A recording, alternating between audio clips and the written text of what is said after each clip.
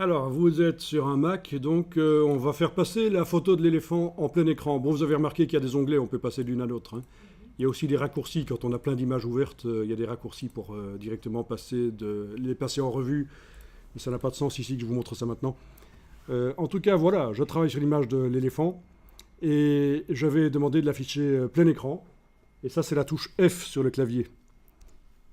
Vous avez la touche F, si vous l'enfoncez deux fois, vous arrivez au mode présentation client, donc ça fait disparaître tous les outils de Photoshop.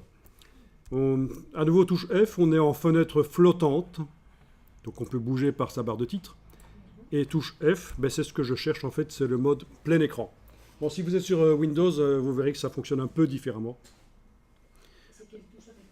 C'est toujours la touche F, mais disons que dans Windows, l'image est d'office montrée plein écran, mais vous devez quand même enfoncer la touche F si vous voulez pouvoir faire ceci, la bouger avec la main par exemple. Et ça, c'est quand même bien de pouvoir bouger librement comme on veut l'image.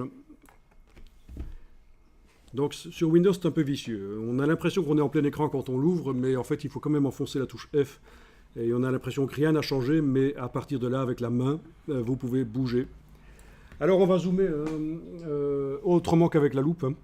Vous enfoncez la touche Alt, vous avez une roulette sur votre souris, hein. Alt roulette. Vous voyez qu'on peut zoomer en avant, en arrière. Ça, c'est les fonctions 3D de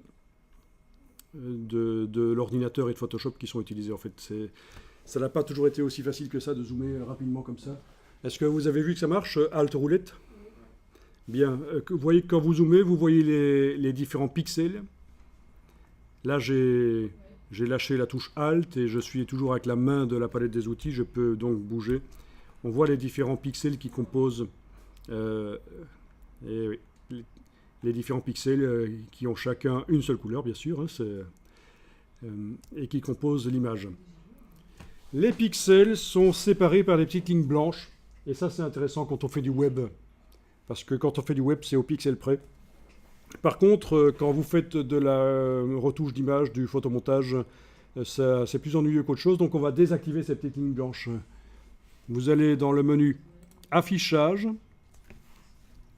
Menu Affichage, jusqu'à la ligne Afficher. Et là, vous avez dans le sous-menu quelque chose qui s'appelle Grille des pixels. Et vous pouvez décocher Grille des pixels. Et comme ça, vous avez les pixels qui apparaissent, mais sans ces lignes qui les séparent. Donc, comme on ne fait pas du web ici, ça n'est pas intéressant d'avoir ces pixels séparés par des lignes blanches.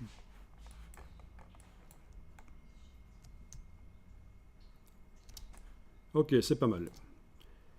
Bon, ben, zoomez en arrière de manière à voir tout l'éléphant. Ou alors, vous double-cliquez sur l'icône de la main dans la palette des outils. On a vu que c'est la même chose, hein. C'est le raccourci de ce qu'on appelle taille écran, voir l'image en entier sur l'écran.